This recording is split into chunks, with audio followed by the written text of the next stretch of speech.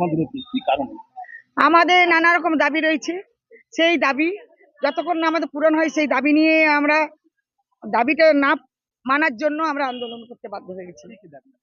আমাদের দাবি রয়েছে ন্যূনতম 15,000 টাকা বেতন চাইছি আমরা, যে আমাদের 15,000 টাকা বেতন বৃদ্ধি করতে হবে।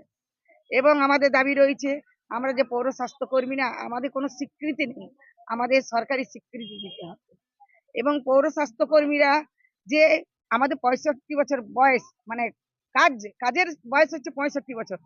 তো আমাদের এই 65 বছর পর্যন্ত যদি কোনো আশাকর্মী বা পৌর স্বাস্থ্যকর্মী অসুস্থ হয়ে পড়ে, কাজ করতে পারছে না, তাকে কিন্তু সরকার ঘোষিত যে এককালীন 5 লক্ষ টাকা, সেই 5 লক্ষ টাকা দিয়ে সেই কর্মীকে বসাতে হবে।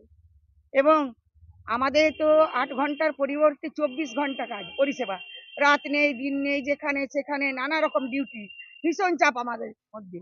তাই আমরা প্রত্যেক আশাকর্মী দেখছি কিছু না কিছুতে মানে অসুস্থ হয়ে মারা যাচ্ছে। নিশ্চয়ই আপনারা শুনেছেন যে এই যে পৌর স্বাস্থ্যকর্মী মারা গেল, আশাকর্মী মারা গেল, নানা রকম কাজের চাপে। তো আমরা চাইছি যে পৌর স্বাস্থ্যকর্মীরা এবং আশাকর্মীরা মারা যাচ্ছে কাজ করতে গিয়ে, তাদের পরিবারকে যে সরকার ঘোষিত যে 5 লক্ষ টাকা, তাদের পরিবারকে কিন্তু সেই 5 লক্ষ টাকা দিতে হবে।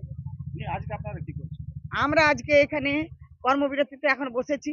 আমরা বহু দপ্তরে ধরুন ডেপুটেশন দিয়েছি, যেমন আমরা আসানসোল কর্পোরেশনে বসেছিলাম 2 দিন। আমাদের হেলথ অফিস যেটা সুকান্ত ময়দানে, সেখানে আমরা অবস্থান করেছিলাম, কর্মবিরতিতে বসেছিলাম। এবং আমরা রাস্তায় মিছিলও করেছি।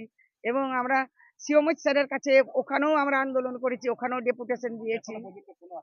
কিছু না, ওনারা যেখানেই আমরা ডেপুটেশন দিতে যাচ্ছি, তো ওনারা বলছেন, সিওমচ স্যারও বলেছেন, এসডিও স্যারও বলছেন, হেলথ অফিসারও বলছেন, এবং কর্পোরেশনের যে যিনি রয়েছেন আমাদের মেয়র স্যার, উনিও বলছেন যে আপনারা ন্যায্য দাবিতে কিন্তু বসেছেন ঠিক, কিন্তু আমাদের হাতে তো কিছু নেই, আমরা আপনাদের বার্তা পৌঁছে দেবো উপর মহলে, সরকারের কাছে, এইটুকুই ওনারা আশ্বাস দিয়েছে।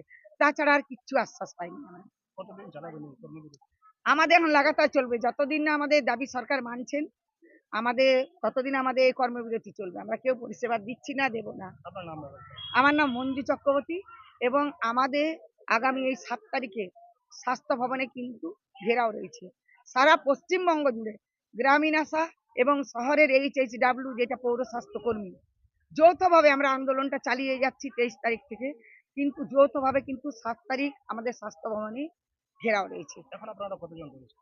আমাদের আসানসোলে প্রায় 450 বেশি আছে, মানে 500 কাছে ধরুন। আসানসোল পৌর নিগমের আন্ডারে, যেটা আসানসোল, কুলটি, রানীগঞ্জ, জামুরিয়া সব মিলে